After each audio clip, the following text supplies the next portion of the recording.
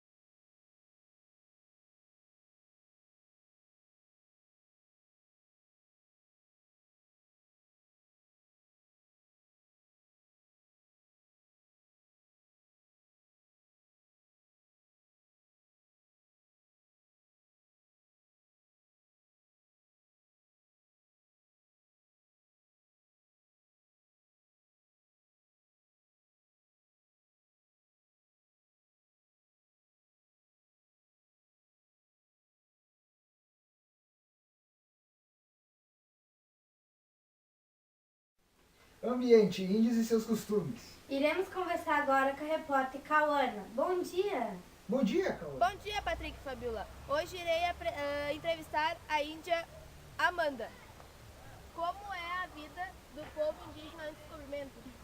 O país já era habitado por um povo que há muito tempo já se seguia as suas tradições e costumes.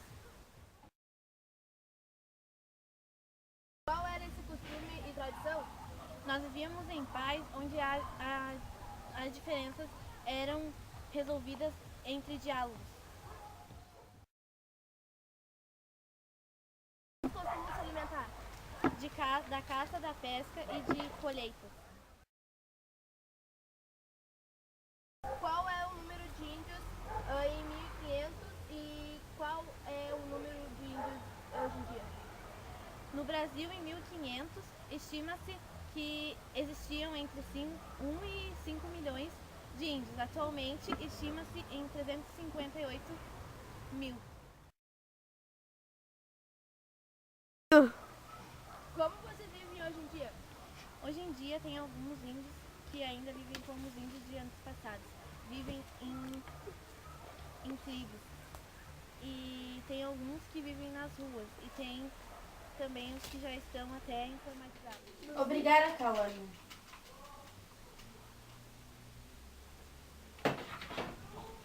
Agora, religiões indígenas. Cada tribo tem um tipo de culto ou ritual específico para cada época. Essas religiões geralmente não são catalogadas, pois elas são politeístas, ou seja, acreditam em vários deuses. Geralmente esses deuses são relacionados à natureza. Relação do homem com a natureza.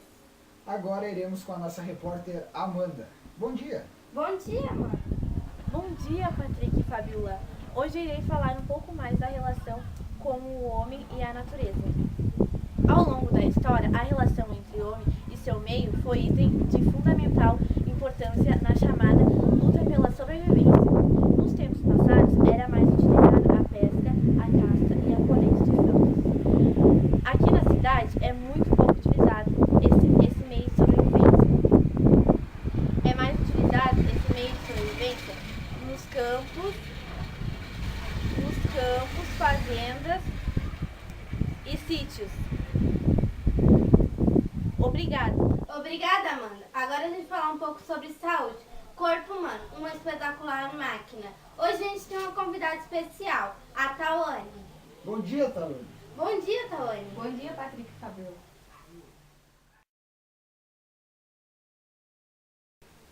O corpo humano é facilmente comparado com uma máquina, pois ambos queimam energia para a execução de um trabalho. A intensidade desse trabalho pode mudar conforme a queima de energia e a intensidade dessa queima. Alguns exemplos de queima de energia são, como, por exemplo, jogar futebol, nadar e por aí vai. Em suas raízes, todas as atividades físicas são baseadas na bioenergética. Quando o corpo se movimenta muito, o processo psicológico e psicológico ocorre simultaneamente.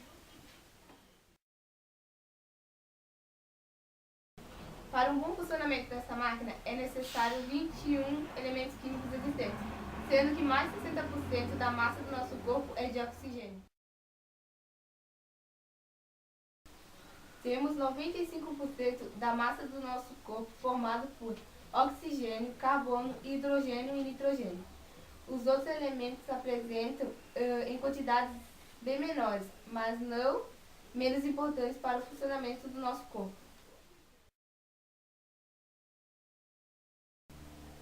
Existem também os elementos chamados penetras, pois eles entram no nosso corpo e não desenvolvem nenhuma função útil.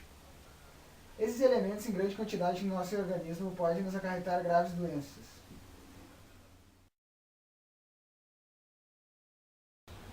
Agora um gráfico com a expectativa de vida do brasileiro. Segurança, movimento centrípeto. Movimento centrípeta é a força que puxa o corpo para o centro da trajetória em uma curva ou círculo. Como a força centrípeta é dada pela forma.